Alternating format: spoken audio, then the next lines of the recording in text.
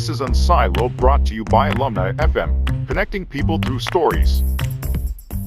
Welcome to unSILOed. This is Greg LeBlanc, and I'm here with Aidan McCullen, who is the author of this book right here, Undisruptable, the Mindset of Permanent Reinvention for Individuals, Organizations, and Life. But in addition to authoring this book, Aidan is, he lectures at Trinity College. He's also the host of the Innovation Show and a principal at Edge Behavior. Aidan, welcome. I have to say that, when I saw your Innovation Show, I think we had been working on a job together, and I saw this and I said, wow, that's amazing. I think this is something I could do maybe. So first of all, I have to mention that you're my inspiration for creating unSILOed. But what's interesting about your work is that I've interviewed a lot of people who talk about kind of business transformation, business model transformation, and I've been teaching business strategy for decades. And I guess it's only kind of recently that I realized that there's these huge connections between what we might think of as business strategy and kind of personal strategy, or kind of individual strategy. And there's a lot of lessons that can kind of go back and forth between kind of business reinvention, self reinvention, the learning organization, and the learning individual. And you make this very explicit right at the beginning of the book, where you talk about how a business model change really requires a mindset change, right, for all the people that are inside of that organization. And I think in your case, you kind of went through it the other way. Like you started with kind of the individual mindset change when you're thinking about your career and how it was going to develop, and then only later kind of started thinking about how this applied to kind of business models. So do you think that these, the thinking about individuals and thinking about organizations, are there these common kind of themes and these common insights that we can kind of move back and forth between these two different domains? Yeah, I've been so lucky, Greg, in that. And firstly, thanks for asking me on the show. It's great to be with you finally, and it's great to see your show doing so well. You've got some amazing guests, and more power to you, sir.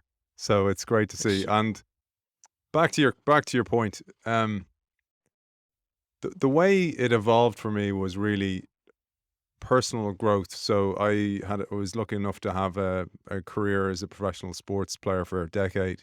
And this idea of Steve Jobs' quote that you can't connect the dots looking forward, but you can connect them looking backwards. And they definitely made sense to me when I looked backwards, because the core red thread between everything I do is transformation. And the first one was the transformation from pretty average athlete. Maybe I didn't transform that much. I just managed to do okay as a pretty average athlete. But I was certainly, as a child, not a very good athlete, often last picked in the playground, and managed to go on and play for my country and play for the two best clubs in rugby in Europe. And I noticed then, you retire, you go through the experience of that retiring. You see it in NFL, for example, in America, 80% of players who retire on an average salary of about $3 million go broke within a few years, because they cling to the identity they used to have. And as I progressed through the different identities that I experienced so far in my life, one was I went into digital media after retiring from rugby. And actually, I thought I'd get a job quite easy, but it was 2008. So I had to go in as an unpaid intern for quite a while to learn the trade. And it was brilliant because I was paid so little and I was responsible for so much. Nobody really knew what it was. I was like the one-eyed man in the land of the blind, a few Google searches ahead of everyone else, but I had a really loose leash to learn. And then from there, I went on to become head of innovation about 8 years later in the national broadcaster. That's when I started the show, actually.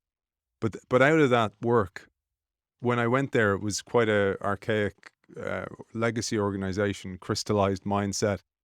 I saw the resistance to change, and I was like, wow, I'd never encountered that before, because I'd come from sport and then into this other role where I had a really, really loose leash, long enough leash to succeed.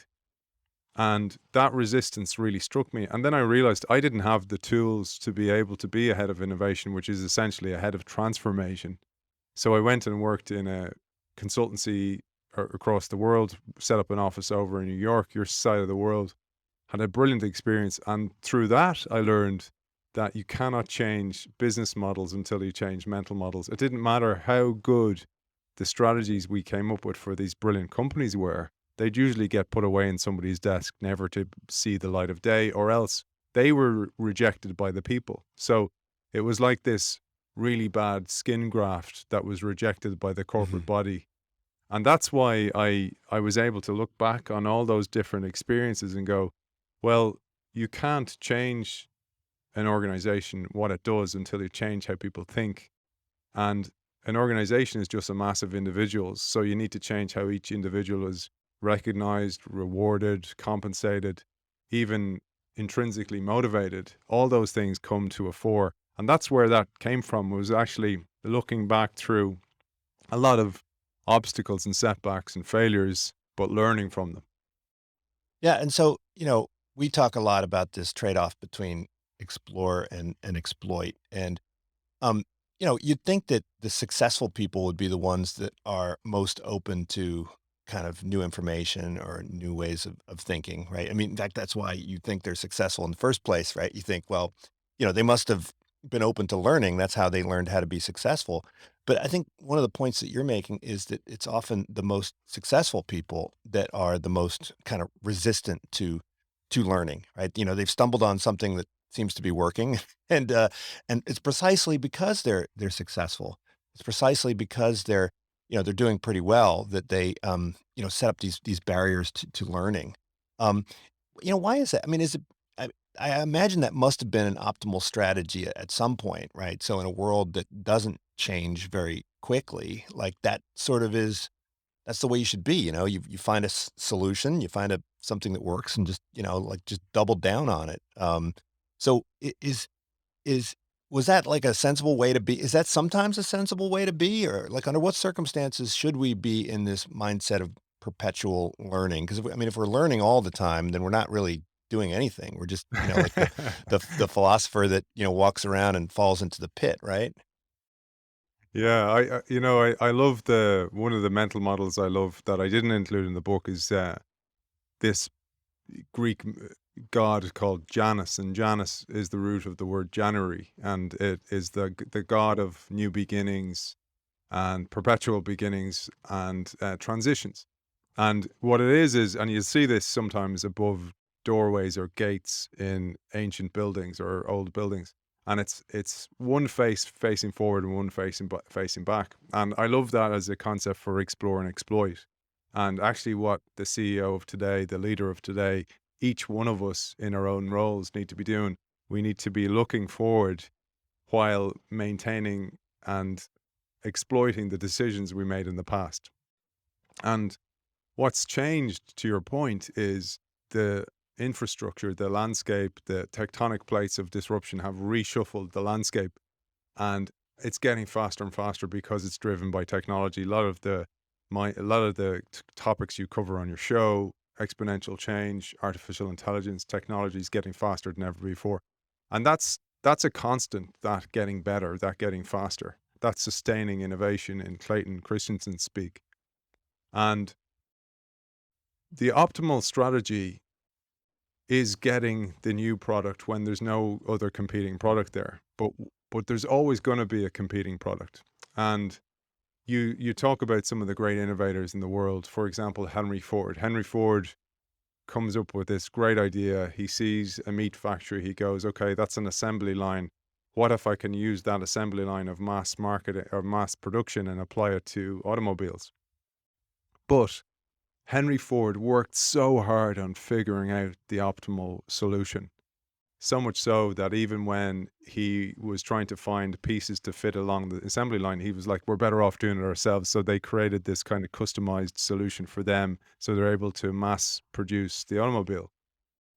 But what is not known so much about Henry Ford is that some of his team, the R&D team, in the organization who had the touch points with the customer and could see the changing customer needs and the changing environment now that the car had become accepted en masse, came to him with a prototype for a new car. So this is the great innovator who worked so hard to bring us the automobile. How did he react? Says nothing, stands up, goes over to his cabinet, pulls out a hammer and smashes the prototype to pieces. Because I found out a way and here you are showing me a different way. No way, let's double down, to your point. And this is where we get stuck in sustaining what we've done. And it's so counterintuitive to look at something that's infantile, and we forget the beginner's mindset. We forget how difficult it was to be the beginner, to be the starting guy, to be the startup, to be when you start off as a professor, that beginner's mind. When you're actually teaching a teaching assistant, you forget what it was like for them to be learning. And it's just a natural human phenomenon. That happens in organizations as well. We forget that every organization started as a startup. Every organization had multiple failures as they failed their way to success. And it's only when we have something that we can defend, that we start defending. When our mindset goes to a defensive mindset, the neurochemicals, the chemistry of our brain changes, and we start to deflect new information. We start to get rewarded for information that confirms what we already know, confirmation bias. We get dopamine kick, the equivalent of cocaine for the brain, to go, well done, Aidan, you find out something you already know. You're a hero. And that deflects all the new information. And there's this whole cocktail of different rewards and chemicals going on in the brain, and then the way society rewards me for well done on achieving what you've achieved. Now you have this persona, and the persona is this word that comes from the Greek. It means masks that actors used to wear. And we wear those personas in society as well, as organizations kind of going, this is what I'm known for. And then we become very protective of that persona. And in doing so, because things are moving so quickly, we are ripe for disruption. Yeah, I mean, you've got some wonderful imagery and great quotes. I think on a per page basis, you've got a pretty high hit rate. But I did some training as a chef, and one of the things that one of the cardinal sins of a chef was you don't want to be a pan shaker, right? And the pan shaker is the person who you got something that's searing on the pan, and you keep moving the pan, and so you never actually develop. You never actually develop a crust, right? You never actually get that, set that you want. And I feel like, I was in Montessori school when I was young. And so I got into the habit of, the minute I learned something, I'd turn around and start teaching it. And then I'd move on, learn something else and go on teaching it. And I feel like I've been doing that my whole life, but, I've never become an expert in anything, and and as a result, I've never really published anything. And so the folks who are actually kind of publishing and moving the ball forward, those are the ones that are, to some degree, just drilling into something and really hmm kind of committing themselves. And so I think in your book, you don't push this idea of, learning. You say it's okay, you got to also engage in this building, and you've got to actually kind of do stuff. And I'd love to, going back to your professional career as a rugby player. Um, if you were spending all of your time in the evenings, right, like, I don't know, studying for a medical degree or something, wouldn't your coach kind of wonder about your commitment, right, to excellence, right? You talk about these superhuman people like Arnold Schwarzenegger who can, work out 8 hours a day and build a real estate empire. But, for most people, don't they, isn't the choice a little bit more difficult? Don't you have to kind of really commit to something if you want to be excellent at it? How could you simultaneously be a professional rugby player and, plant the seeds for your next career, let's say? Those quotes that you throw out, like, okay, build the roof while the sun is shining, right? But shouldn't you be out like harvesting the crop when the sun is shining, or how do you balance that? I'm looking forward to your book, man. There's some great imagery there. The pan shaking, love it. The chapter called the pan shaker. Um, yeah, it's a great point. And one of the things that the kind of biggest resistances I meet often when I'm running workshops, etc., is like going, "Oh my God, this sounds so tiring. You're telling me I need to keep learning, etc. And it does take a certain mindset. I mean, most of us, our experience of education was okay. You know, we probably didn't go to college or didn't go to school for the joy of learning. We went because we had to. And that, even that mindset of we had to, changes the whole experience versus I really love this subject. And very Mhm. few of us know what we want to do at that age. I think one of the things I like, and to use your pan shaking, is try different ingredients in the pan. Mhm. Is, you know, mix things up. Like one of the really interesting things is, if you think about, everybody has a swim lane in life. Everybody has a thing they're known for. And McKinsey talked about this thing called the T-shaped worker, where you have this kind of Mhm. core. If you think of the letter T, this core, the stem is the thing you're really good at, and then there's there's other things, like for example for you, there's the chef background, there's the podcasting, there's writing, you know, all these different things that go across the lateral part of the T. And what I actually think is that it should be more maybe an O shape now, because Mhm. firstly, I like the symbolism of it being round, because it's less hard edges, but also it's got this kind of ongoing factor. But also the bottom of the T, if you continue the T and you go, the bottom is actually made up of a foundation of human skills, collaboration, communication, those type of things. Mhm. And I think, to your point of not being an expert, I think we're moving away from the expert. The world still needs experts, don't get me wrong. We still all need a core competency. But with the speed of change of information and theories being disproved so quickly and new information being uncovered, we need to be just wary that when we get to the top of the ladder, the wall's getting higher, or Mhm. when we get to the top of the ladder, that we may sometimes realize we're against the wrong wall. We don't like what we've got to the top of, and that's a shame to be stuck there, because you're like kind of go, I've nowhere else to go. And I think even, you know, putting yourself under a little bit of stress, a little bit of pressure, like for example, you running your podcast now, is a great way to get outside your swim lane. You cover a wide range of topics. That makes you think differently. To your first question to me was, you saw how organizational disruption is the same as personal disruption. I see that all the time in all, because I look around evolutionary biology, neuroscience, technology, artificial intelligence, and you start to spot trends. You start to connect dots, but you have to collect the dots, in order to connect them. And a lot of people don't collect before they go try and connect. You can't connect without anything to connect. So I think that's a really important aspect, that this kind of wide knowledge is good, but then you hang your hat on something that you, a theory perhaps, and they're only ever theories. I don't think there's any kind of scientific fact of anything I say. It's more, here's the thing that worked for me, I hope it'll work for you. A collection of a lot of sources, hopefully in a very consumable way. I'm offering that to you. Some of you will reject it, some of you won't. For those that you don't and you get some value out of it, great. That's what I propose. And I think that's a really nice way to approach things. It's humble, it's it's learning in it for me as well, and in actually going through the process of, for example, writing. There's so much learning in that, and transformation for you personally as well. And I just think that's the world we're in, where you don't need to be constantly flipping the pan, or you know, but you can mix up your ingredients. Mhm.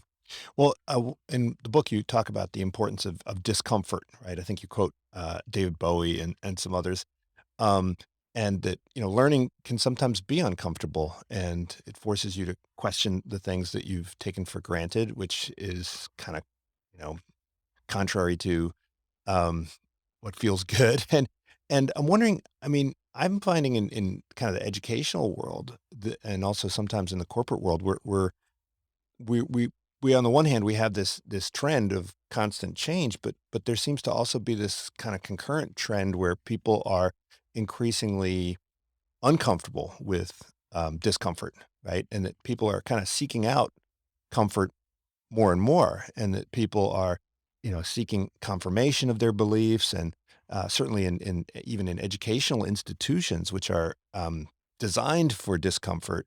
There's a kind of a promise of comfort, and in fact, schools are competing with each other to offer more comfortable environments, ever more comfortable environments for their students. Do you see something that's a little strange about that kind of movement towards comfort seeking at exactly the moment where we need, even more discomfort? Is it that we have the educational institutions, the way they've done discomfort in the past is the wrong way, and we need to come up with a newer way or more inclusive way of kind of creating discomfort? Yeah, I think there's the cliche get comfortable with being uncomfortable, but it's very true. I mean, it's evolutionary pressure. We need evolutionary pressure. I mean, there's a tidal wave of obesity going throughout the planet because we're more comfortable than ever before. And oftentimes that is powered by a lack of extrinsic pressure. So if you think about, like, for example, we optimally, I optionally go towards cold shower. I do things like intermittent fasting, keto, not to lose weight, but to keep my physiological agility, if you call it that. I just read Same with about the it. learning. As a, Yeah. read books about the Holocaust and the Gulag and World War I and the trenches and the potato famine, and I'm like, all right, I don't need to do it. I could just read about it. So but you're doing the mental version of it. So what you do with your podcast is the mental version. You're If you think about what you're doing to your brain, you're giving your brain a workout. You read a book a day, and that's the same as going to the gym every day. It's the mental gym, it's the mind gym, and it's constantly raising the bar just high enough for you to achieve. And if you know about learning, you get a dopamine hit for achieving what you set out to achieve. I say to myself, I'm going to go to the gym today. I do it. I Mhm. feel good about myself. I'm more likely to do it again. We see it with kids. My kids are young and they're start playing Fortnite.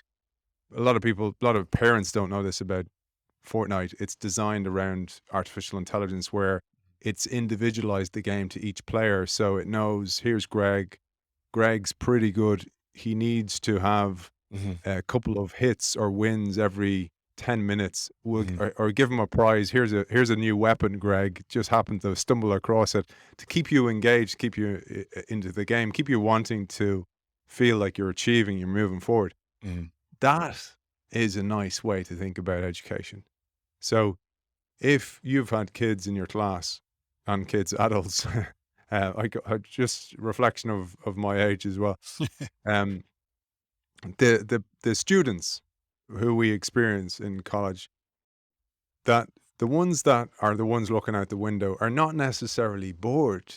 They just may have read that content already, or they're not Mhm. stimulated, or somewhere along the line they've picked up this idea that they're not very good and that they won't achieve at this. So they have this Gollum effect, the opposite of the Pygmalion effect. They think they're no good and they won't do well at this certain subject.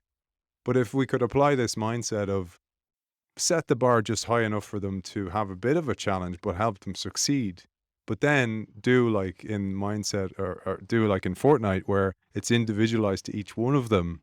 Mhm. That's an ideal scenario. And that's a scenario of almost cobots where we're collaborating with the robots, which is the technology to supply this kind of individualized learning process to people. Imagine a world where the students all have an individualized version of your session or a multitude of versions Mhm. of Greg's from all over the world teaching somewhere similar, the same ballpark stuff. And then your job is almost like a Sherpa going around the classroom, kind of going, how are you getting on, Aiden? How are you getting on, Laura? How are you getting on there, Mary? And helping people along the way to kind of, it's almost like artificial intelligence in medicine that's helping people, or in healthcare, helping the doctors become more human. And I love that concept, but it does need struggle. It needs Mhm. struggle because all learning, and this is probably showing my betraying my background in sport, is you don't get a gain unless you get pain. And what that is I need the weights to be heavy enough to cause discomfort to break down the muscle, and then I need to feed it and nurture it in order for it to grow again. The same with any kind of learning or any kind of organization. So we talked about disruption in organizations. If there's no extrinsic pressure for me to change, I won't, because ultimately the brain is a energy sustaining or an energy saving machine, always looking for shortcuts, Hmm. and it will create atrophies wherever it can, including in an organization. There's no competitor. We don't have anything to worry about. And then somebody starts to compete in a place that you never even thought of. And then you have this bunch of non-consumers, and then all of a sudden their product is kind of good enough to take your market share, and all of a sudden you're like, "On what happened? We were top of the mountain, now Hmm. we're top of a molehill."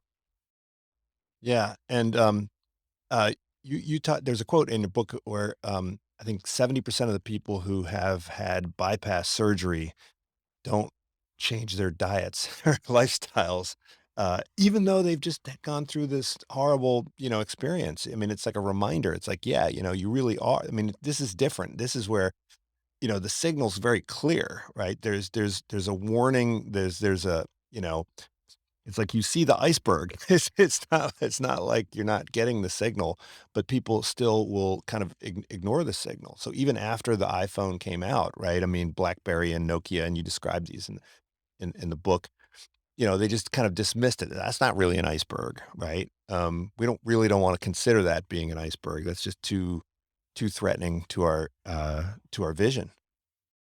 Yeah, and one of the worst things about that Nokia story is, again, like the Henry Ford one, like these are repeatable patterns. And again, this is what you get from the wide berth of reading, the eclectic reading. You start to spot these patterns. Same thing that I said about Henry Ford happened in Nokia. Some R&D professionals came forth, suggested the idea of this touchscreen phone and a touchscreen tablet. They even had a prototype, and including an app store where they could develop this new revenue stream. Management told them to get out and focus and double down on what they were good at. And that is the pattern that happens every time, because it's so counterintuitive. The the competitive set. So this new product, this new service that you introduce or a competitor does, you look at it like the iPhone. It's always clunky in the early days. Mhm. It doesn't work. The original iPhone wasn't a great phone. Just let's take the idea of the iPhone and map it back to Henry Ford again. When Henry Ford introduced the car, the predominant mode of transport was the horse and cart and the railway. And roads were no more than glorified dirt tracks. Cars broke down all the time. They were so smelly, they were known as stink chariots. So along comes Henry Ford with this great idea. Couldn't get any backing, financial backing. The banks wouldn't give him any money, so he went to wealthy individuals. One of those wealthy individuals was a guy called Horace Rackham. Rackham goes to the president of the Michigan State Savings Bank, tells them, "I want to invest heavily in Ford Motor Company." And he says to him, "The automobile is only a fad. The horse and cart is here to stay." Mhm. Terrible prediction in retrospect, but in the predominant paradigm, and paradigm is your Greek word that just means pattern, the pattern of thinking, it didn't make any sense. These things broke down. They were seen as a toy for the rich.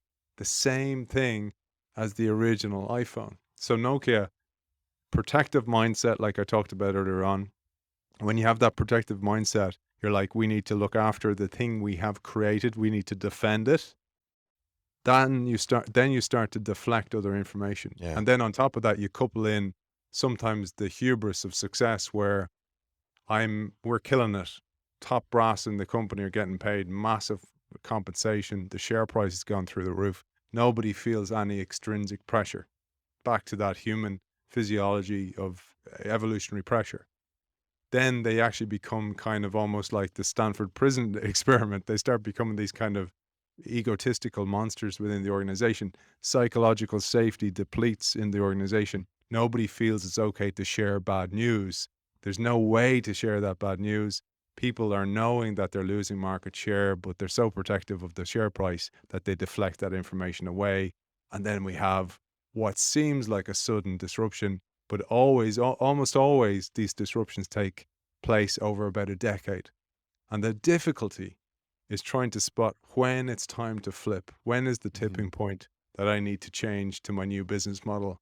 When and how do I do it? How do I incentivize my sales team who already have a way of selling to incentivize them to sell something that is probably marginally, a tenth of the cost of my main product, or is competing with it? And these are all the challenges that goes on. And this goes on a personal level as well. When I go, I want to disrupt myself.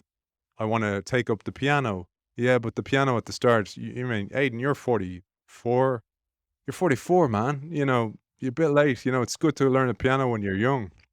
And then I go, oh, yeah, you're probably right. Because it doesn't make sense. And when we look, and we will always tend mentally towards the thing that confirms that, yeah, it doesn't make sense, because the brain is naturally looking for shortcuts and savings. And that's why I talk about this mindset. You need to hone that mindset.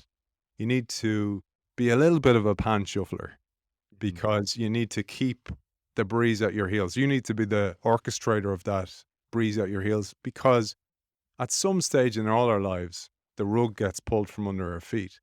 And if the rug gets pulled from under your feet and you have built some capability before you need it, you'll already have a half-baked rug ready to go, another one underneath the other one. So that's the real kind of crux of what the message I want to get across.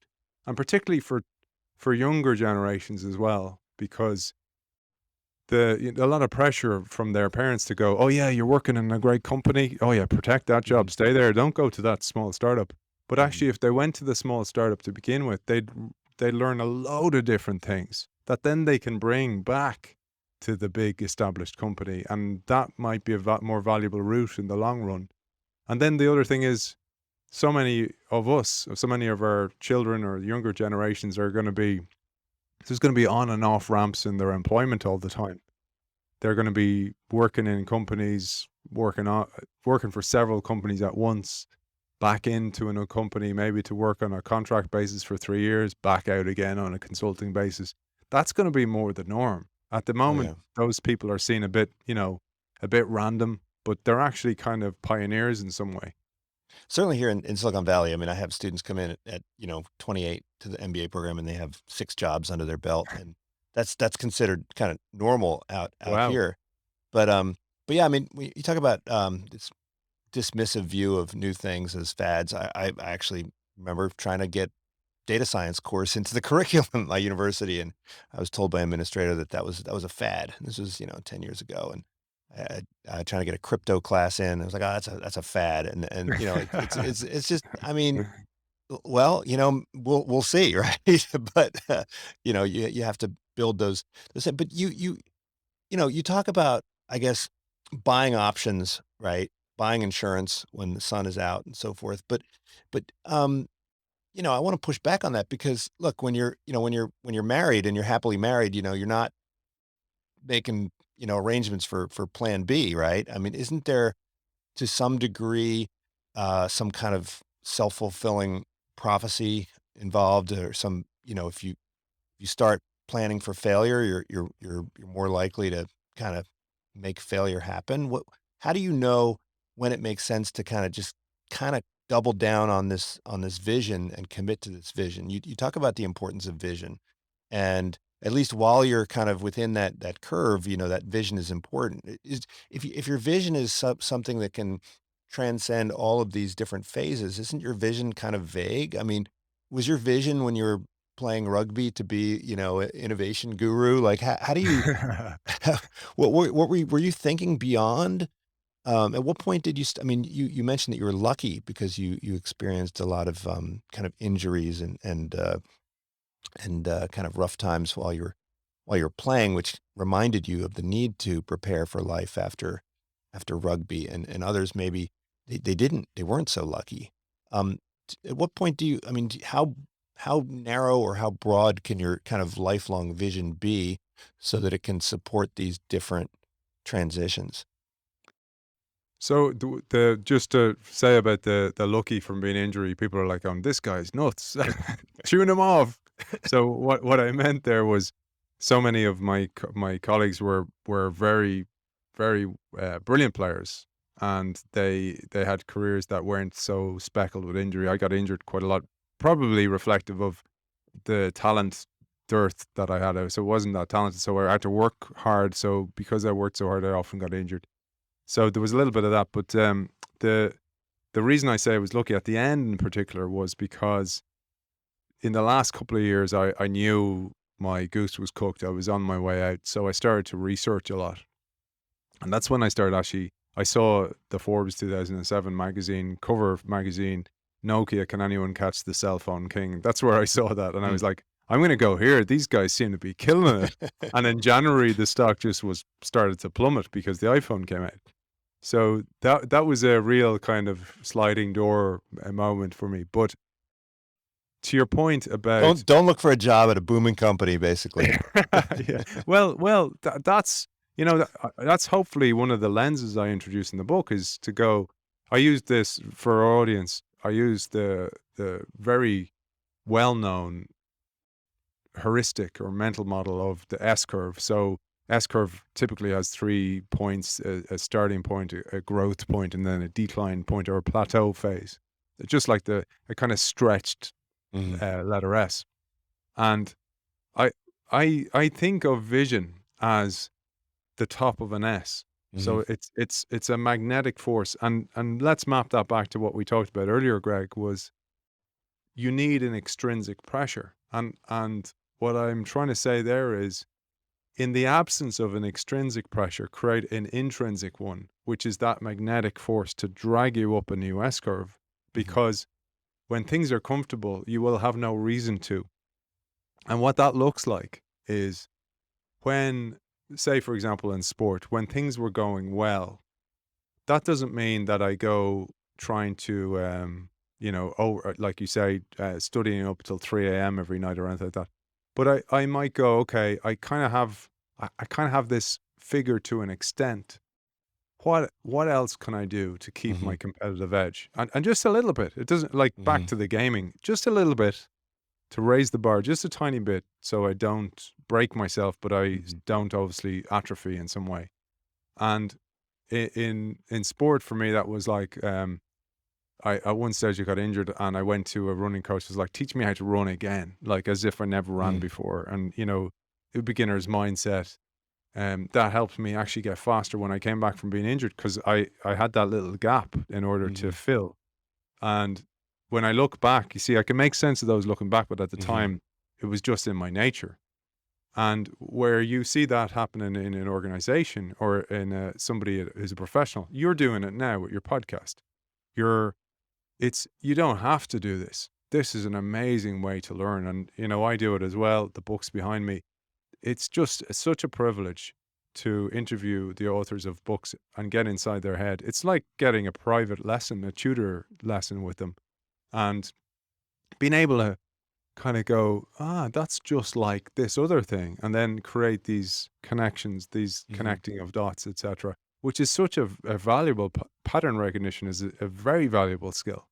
And you're practicing that every single time you do an interview as well.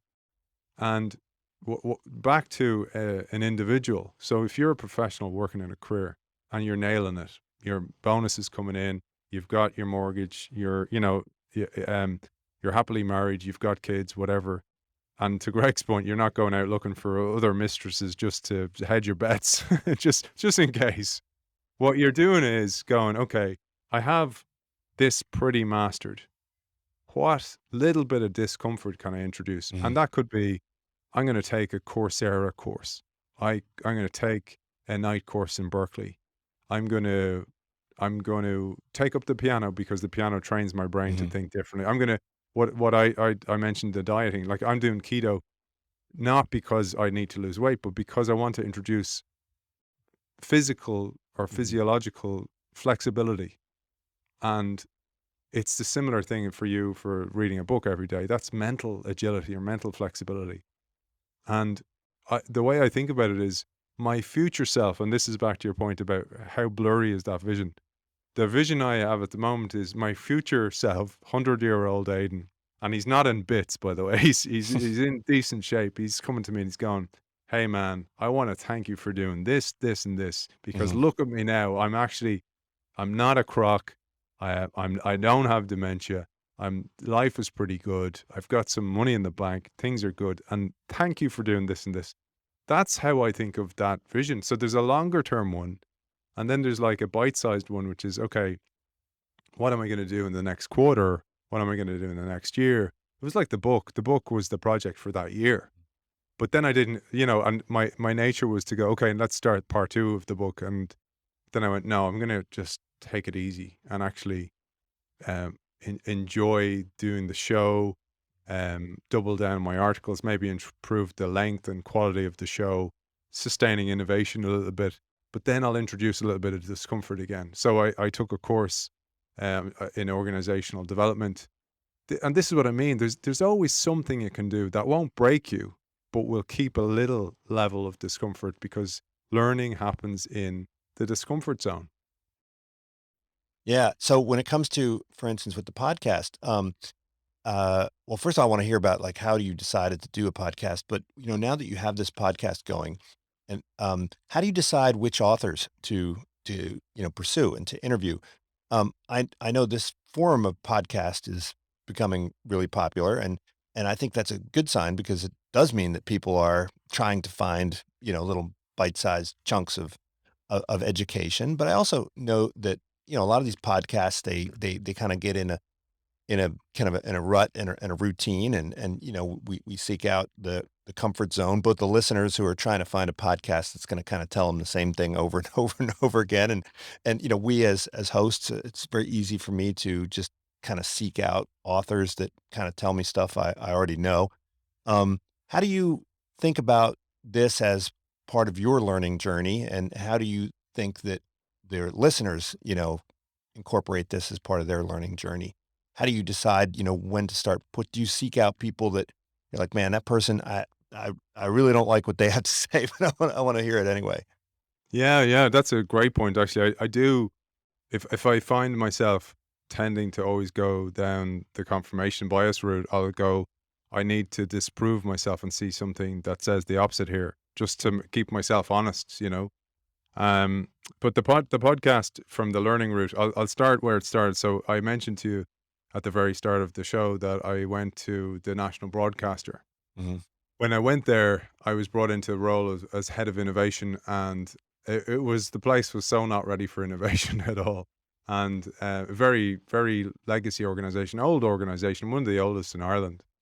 And my boss had asked me, look, we have this new TV player, and we want content that doesn't happen on terrestrial TV to happen on it. And I suggested this show. And I had nothing to do with it. I wasn't going to be the host or anything. I was like, here's a one pager. I think there's a gap in the market. This is Hmm. 6 years ago, for content that goes a little bit deeper And you with. were targeting mainly the Irish audience then No, actually, initially. I wasn't actually then, because we have in Ireland, we're very lucky to have the HQs of Google, LinkedIn in Europe, Hmm. and all these places. So they're all here. And I was like, well, they don't have anything to listen to on the Hmm. national broadcaster. So if Hmm. we cast the net a little further and have a show with an author from over in the States or in Australia or Singapore, wherever, then we can actually appeal to them. And also, it's just a great learning opportunity, because there was at the time, I mean, we had TED Talks at the time. There wasn't much more than that. And now we have great podcasts like your own, where you go deep and you do the research. And it's one of the things that I really appreciate about what you do is there's loads of podcasters who do it for different reasons. We do it, and I know this from you. You do it for the learning as well. So you read the book. You don't have to. You could get away with not reading the book. And I think a guest will smell, or an audience, your audience will smell that a mile away and kind of go, he took it easy there today. He definitely didn't do the usual work. The amygdala senses these things that You can somebody's tell. You can cheating. tell. You can tell from the pits under my eyes, right? Whether I read. Yeah. So, and I know you do the work, man, because I can hear it in even the questions. And the dot connection that you make, because the questions aren't read from a script. Like, just to let our audience in here, a lot of podcasters, including me, I get sent these predefined questions. And I just go, not a chance. I recycle that paper straight away. And then I'll read the book and I'll often ask the author questions and I'll go, geez, I never thought of that myself. But that's the point. The point is actually not make them uncomfortable, but actually make it a good experience for the author as well, where you're like, you've put some questions to me to challenge me thinking. So it's not me just rhyming off a story that I say every week. That's useless to both of us, I think. So there's learning in that discomfort, and for me as the guest as well. But the podcast. So anyway, this is what happened, Craig. They say to me, "Oh, that'll never work around here," right? And I'm pretty persistent guy, probably helped from the sports career. And I went down to a guy in the radio department who I knew worked in a commercial body before. I told him. He goes, "Oh, it's a great idea." He goes, "Why don't you host it?" And I was going, "Oh man, I don't know how to host." And he's like going, "Well," and at the time I was doing rugby punditry. I was a pundit for rugby, a commentator. And he goes, "You do all that rugby crap. It's just different crap." And I was like, I can do crap. So that's how it started. And then he gave me a producer, Alan Swan, this guy, for a few weeks. He helped me, he set me up. And then I left a few weeks later. But there was so much resistance to the podcast itself. And I want to map that back to something you said earlier on, which is, if my employer goes, Aiden's doing a lot of kind of side gig stuff. I don't know where his head is, right? That is a real danger. Yeah. And particularly if you start to take the stage, you'll see that, I'm sure, in academia, where who does Laporte think he is, who does LeBlanc think he is getting up on stage? Who does he think he is doing all these keynotes and getting invited on all these things? That happens. That's a real phenomenon. And it's a real threat to somebody building capability. And that's a real shame. And that's wrong, because how else are they going to do it? They got to have some type of outlet, some type of canvas to practice. And I experienced this, Greg, in a couple of organizations I worked in with the show, where people they were kind of going, why is he doing that show, But the thing was, I was never, ever doing it during working hours. It was always like you'd started this at 6:30 a.m. your time, which is, a huge commitment. That's your time. You could be up in the gym. You could be playing the piano, whatever. You're choosing to do this. That's your personal investment. And I don't think an employer has any right to ever disagree or degrade that use of your personal time, particularly if all it does is benefit your job. Then they should be you should be a hero, not a villain. So anyway, long story short, back to the show. So when I left, then I started off interviewing authors, and before then I was kind of interviewing people in the innovation ecosystem. And my first guest was Seth Godin. Kind of snowballed from there. I had great guests, and the big thing, just to answer this question, is if you're going to start anything, you got to ask yourself why, because your why needs to be bigger than your try. Otherwise, your excuses will be. And my why for the podcast is learning. My red thread for writing, I write a weekly article as well, is learning. I use the article to kind of consolidate how I think. I use the book also as this kind of consolidation of my thoughts. The show every week is an input, and then my writing's an output. That's why I call it the innovationshow.io, because it's input output. The input's the learning, and then the output's the messy kind of output of what the conversation was, or the writing, which is like, back to your experience as a chef, the mixing bowl is your mind. All the thoughts are marinating, and then you bake whatever your beautiful thought is, or not beautiful, as the case may be. So I can see your book writing itself here, man. Well, I mean, a lot of companies will do this explicitly, right? So they'll just say, listen, we actually want you to spend 20% of your time, doing something that's a little bit different, right? So not just it's not just the organization that's going to have their kind of R&D department that's focused on kind of new stuff, but we want you as an individual employee to, intentionally and consciously, spend this time doing something different. Now, what I've seen at Google and other companies is that starts to get chipped away at, because the kind of KPIs kick in and, people start thinking, well, hey, wait a second, like, what are you really doing? And so, the organization has to really, really, really kind of work on enforcing that. And saying, hey, wait, that 20%, that's like too close to what that kind of looks just like more work, right? Um, do you think companies are they able to do this? I mean, have you seen good examples of companies that really are explicit about it and are able to maintain their focus on promoting this kind of? I mean, I see a lot of the people who work at companies like that. They wind up leaving the company because the stuff that they're doing on the side, the company doesn't really know what to do with it. They don't really know. They say, okay, that's you spent your 20% doing this, but we're not really interested in what you've done, what you've managed to. I mean, I think in the early days, Google would have Gmail and all these other things that came out of these 20% experiments. But once you really get the ball moving, then these things become a bit of a distraction, right? How do you keep that focus on lack of focus? Yeah, I love it, man. I think that the overly focused is a challenge, and I'll give you an example. I worked with a client in Amsterdam, and the client, this was a finance team, and they figured out a way to save themselves and the company a day a week. And this was a big organization, Mhm. so it was a huge saving. And what was the reward? More work. So it was like, here, instead of you guys Right. figured out this formula, let me give you some more challenges for you to figure out. So it was Mhm. like, give them more work. So Yeah. fill this cognitive space that they created with Mhm.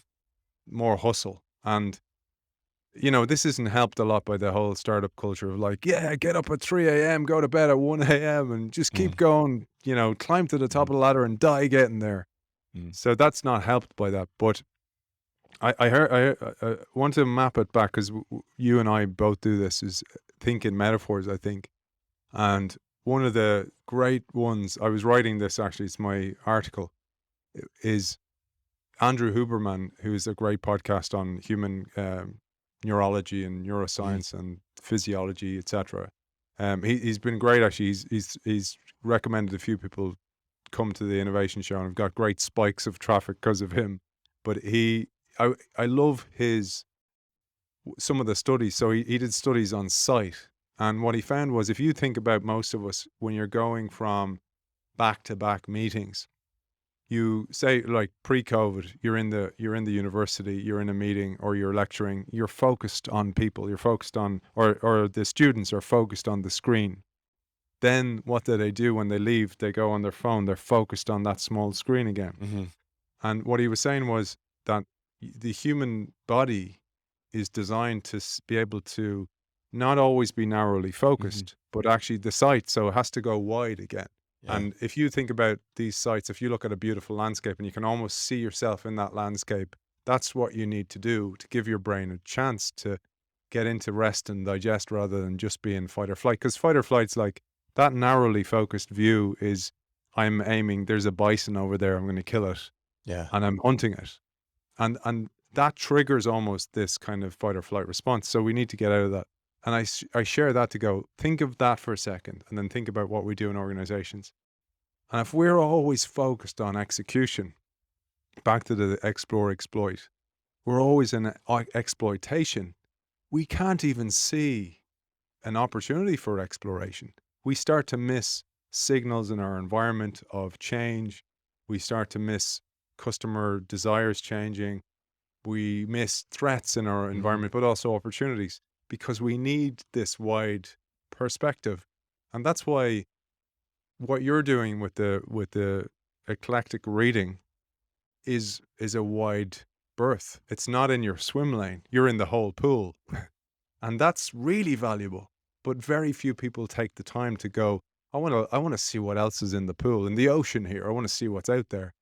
And and it's because, as you say, we get rewarded for excelling in our swim lane. And organizations need to let people explore beyond their swim lane and not punish them, because they punish them not always in, letting them go from an Mhm. organization or giving them a slap on the wrist. They punish them in holding them back from promotions or excluding them from strategy meetings. There's other ways you can ostracize somebody. And that often happens, that type of character in an organization where they're subtly bullied and they feel uncomfortable. They're made feel uncomfortable. Maybe, you know what happens all the time? They run a personality profile and they go, oh, you're a yellow or a pink, right? Yeah. And you're a pink, McCullen. You don't, most of the team over here, we're kind of reds and you kind of don't fit in. Have you ever thought of maybe something? Maybe we'll give you some new lessons over here. You're very entrepreneurial. And they're trying to almost usher you to make the decision. And again, the amygdala goes, screw you, you're trying to get rid of me. And then I become defensive. Then I feel the breeze in my back, I get arrows in my back. The snipers are out to get me. And I eventually leave, and that is an unfortunate reality for so many change makers in organizations. And it's one of the reasons they leave. You mentioned about that. I come up with the next Gmail. But oftentimes it's like, unless my management team are truly good leaders, they're going to find a way to get rid of me because they'll see me as a threat. What if I leapfrog them? And there's a great saying, a very early guy I had on the show, a guy called Jeffrey J. Fox. Brilliant books, by the way, really short books. He's the guy who brought us the idea of the rainmaker in sales. And he said in one of his books, 7s hire 5s. So 7 out of 10s hire 5s out of 10s, but 9s hire 10s. Yeah. I have heard A's hire A's and B's hire C's. That's how I heard it. Exactly, man. Exactly. And it's so true. And I think that's one of the challenges with that job mobility or that job flexibility, where I can put some of my time into some side hustle or some side gig or even a hobby. Yeah. We have a motto at my school. It's question the status quo is our motto, but not everybody's on board. I heard one senior administrator told me that that's just code words for being a jerk, right? It's like, Yeah. you don't really want anybody questioning his status quo at all. But if you listen to most athletes that go on the kind of inspirational speaking circuit, right? They just kind of walk through their triumphs, right? And they talk about, wow, I sort of at the World Cup or at the, Super Bowl, right? This is what we had to do and so forth. And, maybe they'll talk a bit about their struggles and how they managed to overcome them. But it's rare that somebody who's a former athlete, is talking about how they kind of moved on or moved past it. And I was wondering if you could get to this, my favorite metaphor in the book. And I remember when I first heard you talk about it, must have been a couple years ago, is this idea of the coconut trap or the monkey trap. In order to move forward, you have to really let go. And it's a hard thing to do. And I think it's more than just about kind of risk aversion. I think oftentimes people talk about, people are risk averse, they don't want to venture out into the wild. They don't want to, take a gamble. They want to go with the easy thing or the sure thing. But I think your point is that it runs much, much, much, much deeper than just kind of risk aversion, right? It's really, there's something else going on here, which makes it difficult for us to give up things, to put things behind us, right, in our own personal lives. So, how do you, if you were, when you're in your role as teacher, and I know you do teaching at Trinity College, how do you teach people to kind of let go and put things behind them? Do they have to have a narrative? Do they have to have a story? Do they have to be able to say, okay, I was great. That was wonderful. I'm going to put a ribbon and a bow on it and push it into the past? Or do you have to convince yourself that there was some kind of, lessons that you learned that you can take with you, right? How do you, when you're constructing your narrative, when you're looking at those dots, backwards, what do you have to be able to say in order to put that stuff behind you? Yeah. I'm going to put it all together in a slightly different structure. The first thing about the athletes, like the original book I went to write was aimed really at kind of wannabe athletes, people who want to be athletes, or wanted to achieve in sport in some endeavor. And the kind of overriding idea I had was this bias called survivorship bias, which you'll know of, but just for audiences, like, so for example, in the world wars, they looked at planes that had survived, and they're like, what can we do that these planes can show us how to armor the other planes, instead of actually looking at the planes that were beat down and actually got shot down. That's where the goal was. Where were they shot? And I always had that concept of myself, because I had seen, like, there's so many books of great players, but oftentimes great players don't know why they were great. So you could be like, you know, Tom Brady, and Tom Brady's not a great example because he's quite a humble guy who's actually a good learner.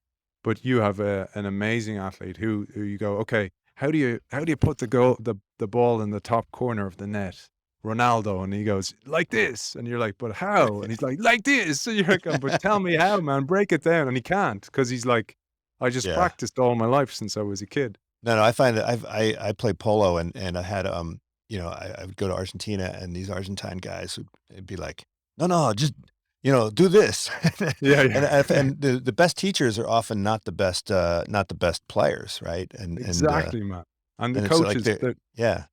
yeah. You do in So coaches, you see these, you know, I don't think there's a single, I don't think there's I don't know how I don't think there's like a single star from the NFL that's actually a head coach in the NFL. They're all kind of these third-rate players that never really made it. Now, Bill Belichick never even sniffed the NFL. He went to some small, you know, liberal arts college, and, you know, played football there. yeah, and that's the trend. I mean, and there's very little you can learn from their stories, because it's usually some circumstance, you know, maybe they did have some struggles, whatever, but they made it. But I want to go, it's kind of a bit more useful if you can kind of construct a way to go, these are typical things that will happen on your way there. And then actually I changed the whole book to kind of go, well, this is because actually my sphere of knowledge went wider. Like we've been talking about, I was in many more swim lanes. And because of that, I was able to go, actually, this is the same for business, and it's the same for life, and it's the same for any professional out there. These are all similar trends. And as you said, one of the most difficult things at the end is when you've had some success, no matter how moderate, you become defensive of that. And I mentioned that word persona from the Greek word persona, which basically means masks that actors used to wear back on the stages when they played multiple characters. And we all wear those masks. We all have those personas, and we develop them slowly over time. And one of the beautiful parts of the book is actually not my writing. It's Steve Hawk, who's the founder of Visa. He wrote the foreword for the book.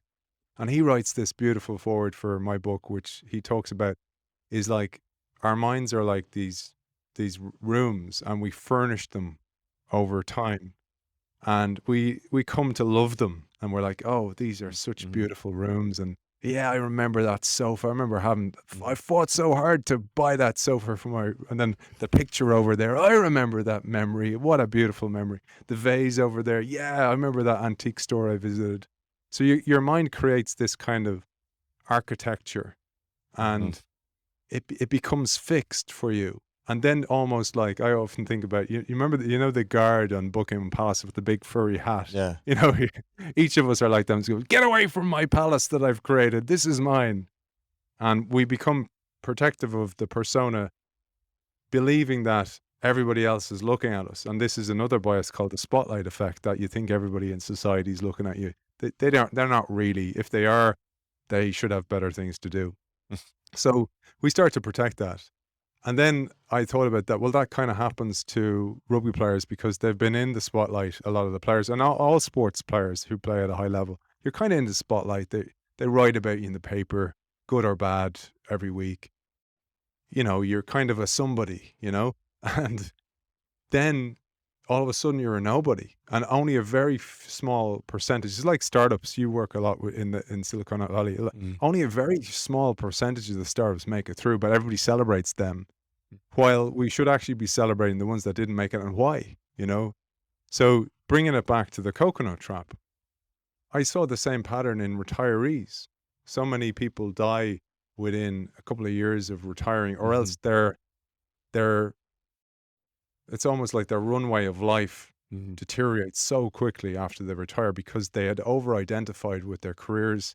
That became their purpose. And because that became their purpose, they were purposeless when they left, or they've worked so hard all their life that they've ignored their family and their wife or their partner. They turn around and they go, "Who are you again? I know nothing about you. I've been so busy in that career, which really, I hope has given some value to the world, but not at the expense of me." So that's the kind of context in which I'll tell this story, the coconut trap. And it was also for athletes. So here's what the story is, to Greg's point. So in a time where it was okay and it was legal for natives to trap monkeys, they used an ingenious technique to do so. They'd take a coconut and they'd hollow a hole just wide enough for a monkey's hand to squeeze through, and they'd fill that coconut full of fruit, and then they'd hang it on a tree that monkeys would frequent, and then they'd hide in the bushes. They'd tie that coconut to this tree.